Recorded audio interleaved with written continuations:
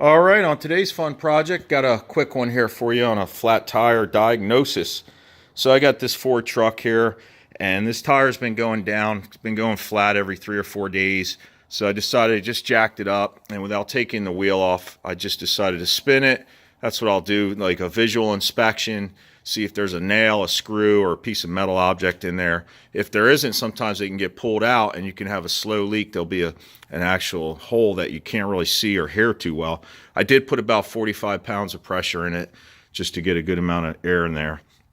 Anyway, did notice, there's quite a bit of dry rotting in this tire. It's at the end of its life anyway. It's got some dry rot on the sidewall, but that's not the point. I didn't see anything obvious, didn't hear anything obvious.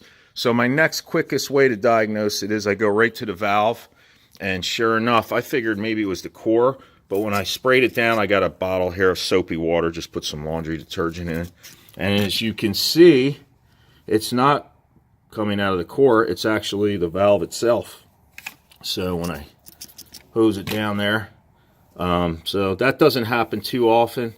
It doesn't even look like it's cut, it just looks like where the rubber seals around the metal threads here for the stem. So anyway, that's a quick one. Hope that helps you if you got to diagnose a problem.